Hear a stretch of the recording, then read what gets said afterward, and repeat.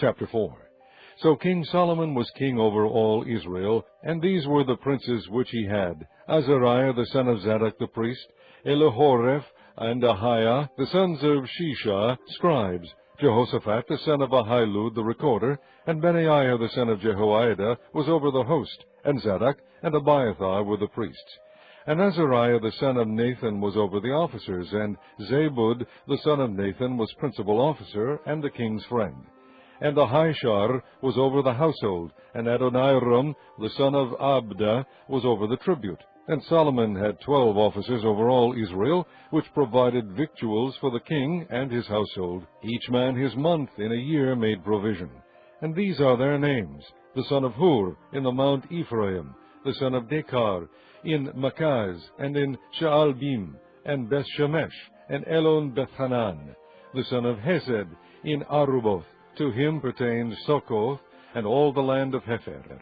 The son of Abinadab in all the region of Dor, which had Taphath, the daughter of Solomon, to wife.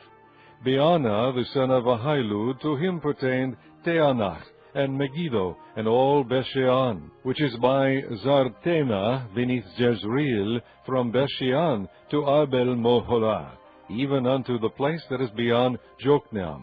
The son of Geber in Ramoth-Gilead, to him pertained the towns of Jair, the son of Manasseh, which are in Gilead. To him also pertained the region of Argob, which is in Bashan, 80 great cities with walls and brazen bars. Ahinadab, the son of Edo, had Mahanaim. Ahimaaz was in Naphtali. He also took Bashmath, the daughter of Solomon, to wife. Baana, the son of Hushai, was in Asher and in Aloth. Jehoshaphat the son of Paruah in Issachar, Shimei the son of Elah in Benjamin. Geber the son of Uri was in the country of Gilead, in the country of Sihon king of the Amorites, and of Og king of Bashan, and he was the only officer which was in the land. Judah and Israel were many, as the sand which is by the sea in multitude, eating and drinking and making merry. And Solomon reigned over all kingdoms from the river unto the land of the Philistines, and unto the border of Egypt. They brought presents, and served Solomon all the days of his life. And Solomon's provision for one day was 30 measures of fine flour, and 80 measures of meal, 10 fat oxen, and 20 oxen out of the pastures, and 100 sheep, beside harts, and roebucks, and fallow deer, and fatted fowl. For he had dominion over all the region on this side the river, from Tiphsah even to Uzzah, over all the kings on this side the river, and he had peace on all sides round about him. And Judah and Israel dwelt safely, every man under his vine and under his fig tree, from Dan even to Beersheba, all the days of Solomon. And Solomon had 40,000 stalls of horses for his chariots, and 12,000 horsemen. And those officers provided victual for King Solomon, and for all that came unto King Solomon's table, every man in his month. They lacked nothing. Barley also and straw for the horses and dromedaries brought they unto the palace, where the officers were, every man according to his charge. And God gave Solomon wisdom and understanding exceeding much, and largeness of heart, even as the sand that is on the seashore. And Solomon's wisdom excelled the wisdom of all the children of the east country, and all the wisdom of Egypt. For he was wiser than all men, than Ethan the Ezrahite, and Haman, and Chalcol, and Darda, the sons of Mahol, and his fame was in all nations round about. And he spake 3,000 proverbs, and his songs were 1,005. And he spake of trees, from the cedar tree that is in Lebanon, even unto the hyssop that springeth out of the wall. He spake also of beasts, and of fowl, and of creeping things, and of fishes. And there came of all people to hear the wisdom of Solomon, from all kings of the earth, which had heard of his wisdom. Chapter 5. And Hiram king of Tyre sent his servants unto Solomon, for he had heard that they had anointed him king in the room of his father. For Hiram was ever a lover of David. And Solomon sent to Hiram, saying, Thou knowest how that David my father could not build an house unto the name of the Lord his God, for the wars which were about him on every side, until the Lord put them under the soles of his feet. But now the Lord my God hath given me rest on every side, so that there is neither adversary nor evil occurrent. And behold, I purpose to build an house unto the name of the Lord my God, as the Lord spake unto David my father, saying, Thy son, whom I will set upon thy throne in thy room, he shall build an house unto my name. Now therefore command thou that they hew me cedar trees out of Lebanon, and my servants shall be with thy servants, and unto thee will I give hire for thy servants according to all that thou shalt appoint. For thou knowest that there is not among us any that can skill to hew timber like unto the Sidonians. And it came to pass, when Hiram heard the words of Solomon, that he rejoiced greatly, and said, Blessed be the Lord this day, which hath given unto David a wise son over this great people. And Hiram sent to Solomon, saying, I have considered the things which thou sentest to me for, and I will do all thy desire concerning timber of cedar, and concerning timber of fir.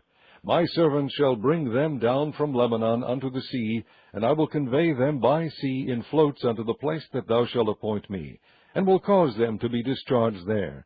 And thou shalt receive them, and thou shalt accomplish my desire in giving food for my household.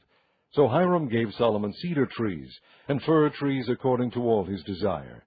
And Solomon gave Hiram 20,000 measures of wheat for food to his household, and 20 measures of pure oil. Thus gave Solomon to Hiram year by year. And the Lord gave Solomon wisdom, as he promised him, and there was peace between Hiram and Solomon, and they two made a league together. And King Solomon raised a levy out of all Israel, and the levy was 30,000 men. And he sent them to Lebanon, 10,000 a month by courses. A month they were in Lebanon, and 2 months at home, and Adoniram was over the levy. And Solomon had 70,000 that bare burdens, and 80,000 hewers in the mountains. Beside the chief of Solomon's officers, which were over the work, 3,300 which ruled over the people that wrought in the work. And the king commanded, and they brought great stones, costly stones, and hewed stones, to lay the foundation of the house. And Solomon's builders and Hiram's builders did hew them, and the stone quarters, so they prepared timber and stones to build the house. Chapter 6. And it came to pass in the 480th year after the children of Israel were come out of the land of Egypt, in the 4th year of Solomon's reign over Israel, in the month Ziph, which is the 2nd month, that he began to build the house of the Lord. And the house which King Solomon built for the Lord, the length thereof was 80 cubits, and the breadth thereof 20 cubits, and the height thereof 30 cubits. And the porch before the temple of the Lord, 20 cubits was the length thereof, according to the breadth of the house, and 10 cubits was the breadth thereof before the house. And for the house he made windows of narrow lights. And against the wall of the house he built chambers round about, against the walls of the house round about, both of the temple and of the oracle, and he made chambers round about. The nethermost chamber was 5 cubits broad, and the middle was 6 cubits broad, and the third was 7 cubits broad. For without in the wall of the house he made narrow rests round about, that the beams should not be fastened in the walls of the house. And the house, when it was in building, was built of stone made ready before it was brought thither, so that there was neither hammer nor axe nor any tool of iron heard in the house while it was in building. The door for the middle chamber was in the right side of the house, and they went up with winding stairs into the middle chamber, and out of the middle into the third. So he built the house, and finished it, and covered the house with beams and boards of cedar. And then he built chambers against all the house, 5 cubits high, and they rested on the house with timber of cedar. And the word of the Lord came to Solomon, saying, Concerning this house which thou art in building, if thou wilt walk in my statutes, and execute my judgments, and keep all my commandments to walk in them, then will I perform my word with thee, which I spake unto David thy father. And I will dwell among the children of Israel, and will not forsake my people Israel. So Solomon built the house, and finished it. And he built the walls of the house within with boards of cedar, both the floor of the house and the walls of the ceiling. And he covered them on the inside with wood, and covered the floor of the house with planks of fir. And he built 20 cubits on the sides of the house, both the floor and the walls with boards of cedar. He even built them for it within, even for the oracle, even for the most holy place. And the house, that is, the temple before it, was 40 cubits long. And the cedar of the house within was carved with knops and open flowers. All was cedar, there was no stone seen. And the oracle he prepared in the house within, to set there the ark of the covenant of the Lord. And the oracle in the forepart was 20 cubits in length, and 20 cubits in breadth, and 20 cubits in the height thereof. And he overlaid it with pure gold, and so covered the altar which was of cedar. So Solomon overlaid the house within with pure gold, and he made a partition by the chains of gold before the oracle, and he overlaid it with gold. And the whole house he overlaid with gold, until he had finished all the house. Also the whole altar that was by the oracle he overlaid with gold. And within the oracle he made 2 cherubims of olive tree, even 10 cubits high. And 5 cubits was the one wing of the cherub, and 5 cubits the other wing of the cherub. From the uttermost part of the one wing unto the uttermost part of the other were 10 cubits. And the other cherub was 10 cubits. Both the cherubims were of one measure and one size. The height of the one cherub was 10 cubits, and so was it of the other cherub. And he set the cherubims within the inner house, and they stretched forth the wings of the cherubims, so that the wing of the one touched the one wall, and the wing of the other cherub touched the other wall, and their wings touched one another in the midst of the house. And he overlaid the cherubims with gold, and he carved all the walls of the house round about with carved figures of cherubims and palm trees and open flowers within and without. And the floor of the house he overlaid with gold within and without. And for the entering of the oracle he made doors of olive tree. The lintel and side posts were a 5th part of the wall. The 2 doors also were of olive tree, and he carved upon them carvings of cherubims and palm trees and open flowers, and overlaid them with gold, and spread gold upon the cherubims and upon the palm trees. So also made he for the door of the temple posts of olive tree a 4th part of the wall. And the 2 doors were of fir tree. The 2 leaves of the one door were folding, and the 2 leaves of the other door were folding.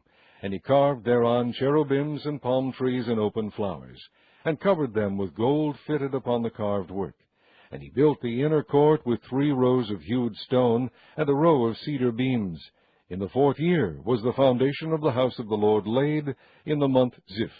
And in the 11th year, in the month of Bul, which is the 8th month, was the house finished throughout all the parts thereof, and according to all the fashion of it. So was he 7 years in building it.